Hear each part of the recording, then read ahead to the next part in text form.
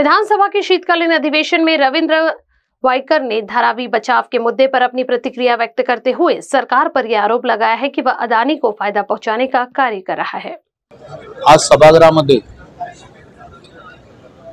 प्रस्ताव 93च्या अनुषंगाने चर्चा सुरू होती आणि या चर्चेमध्ये मी देखील भाग घेतला होता।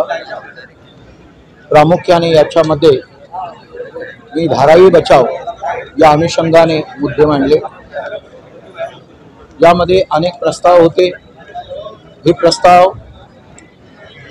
जे आले होते ते आघाडी शासनाच्या माध्यमातून आले होते, परंतु 2022 रोजी त्याच्यामध्ये अडाणींना फायदा व्हावा या अनुषंगाने सरकारने अनेक बदल केले। खरं म्हणजे धारावी हा 650 एकरचा एरिया, यामध्ये रेल्वेची जागा जी आहे ती 47.37 एकर अशी ही होती।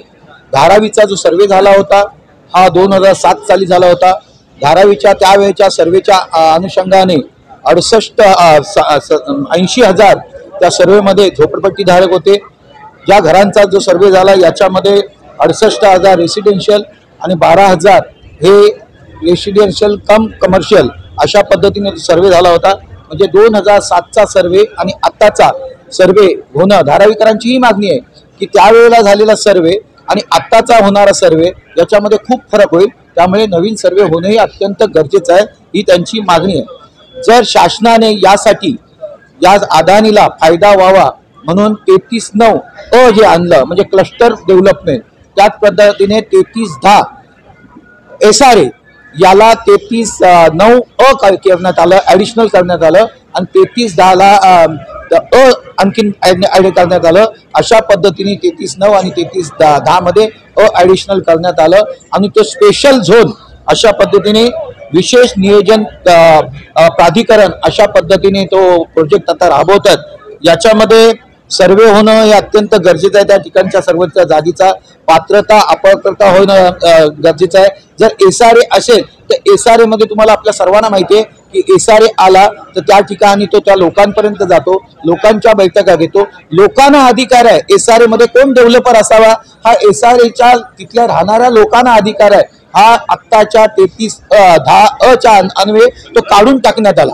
हा सरकारने स्वतःकडे अधिकार घेतला की आम्ही आणू तो मनुष्य हा तुम्हाला डेव्हलपर म्हणून स्वीकारलाच पाहिजे, त्यामध्ये मुख्य प्रवर्तक वगैरे कोणी नाही आहे।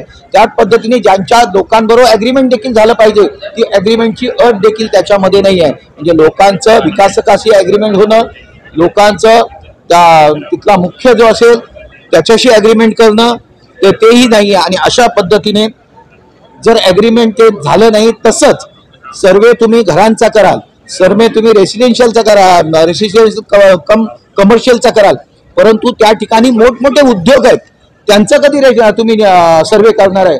कारण त्या ठिकाणी चामड्याच्या वस्तू निर्माण होणं ही तर पारंपरिक व्यवस्था आहे आणि त्या पद्धतीने त्या लोकांचा सर्वे त्या ठिकाणी झालेला नाही आहे। आणि म्हणून याच्या ठिकाणी ज्या वेळेला 95चा कायदा होता आपल्याकडे, 95 पर्यंत राहणारा झोपडपट्टी धारक हा पात्र धरण्यात आला यायचा।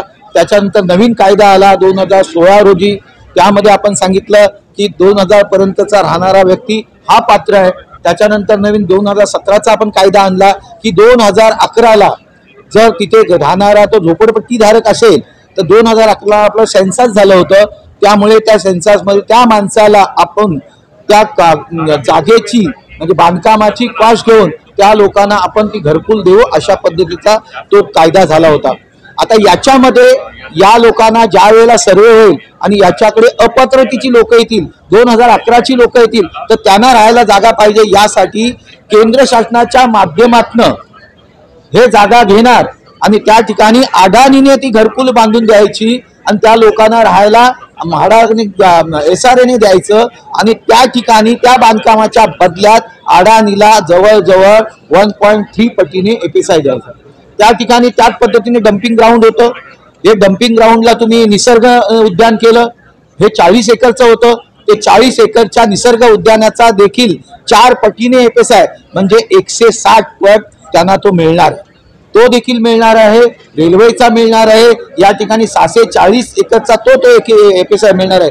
त्या ठिकाणी निर्माण होणारा जो TDR आहे हा 3-3.5 लाख कोटीचा TDR निर्माण होणार आहे। आतापर्यंत आपल्या मुंबई शहरामध्ये एक पद्धत होती की जर तुम्हाला TDR जो वापरायचा असेल तो उपनगरात वापरू शकता, म्हणजे सिटीला नाही, तो नॉर्थला जाईल। अशा पद्धतीने आतापर्यंत मुंबईच्या कायद्यामध्ये जेव्हा जेव्हा झालं SRA निर्माण झाले तेव्हा देखील, त्याच्या अगोदर देखील कोणाकडे असेल तर तो या बाजूला वापरायचा। आता अडाणीला सूट देण्यात आलेली आहे।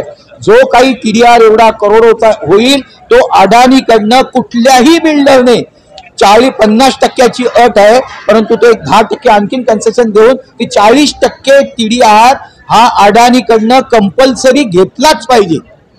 ही कसली जबरदस्ती! म्हणजे तुम्हाला जर बांधायची असेल, बिल्डिंग बांधायची असेल आणि मार्केटमधून जर TDR घ्यायचा असेल तर 40% TDR हा अडाणीकडनं घेतलाच पाहिजे, ही देखील अट टाकली पाहिजे। म्हणजे ही दादागिरी कशासाठी? आणि त्यामुळे तो देखील त्यांनी हे केलंय। तशाच पद्धतीने याच्यामध्ये संपूर्ण प्रकारचे टॅक्सेस म्हणजे फंजेबल FSIच्या माध्यमातून सुबोध कुमार यांनी ज्या वेळेला फंजेबल FSI घेण्याची सुरुवात केली त्यावेळेला आम्ही देखील स्टँडिंग कमिटीला होतो त्याच्या अगोदर, आणि तो फंजेबल FSI आल्यानंतर आपण सी लिंकचा जो रोड बनवतोय तो 12,000 कोटीचा, तो मुंबई महानगरपालिकेला मिळणाऱ्या फंजेबल FSIतनं आपण तो सी लिंक बनवायला घेतलाय। याच्या इथे फंजेबल FSI देखील फ्री, त्याच्यावरती कोणी टॅक्स लावायचं नाही, GSTचा टॅक्स लावायचं नाही, इन्कम टॅक्स मध्ये त्यांना रिबीट, अशा पद्धतीने कुठलाही टॅक्स न देता त्यांना जर एवढ्या सोयी सुविधा इतक्या वर्षात कोणाला सोयी सुविधा दिल्या नाही, त्यामुळे धारावीचा विकास झाला नाही।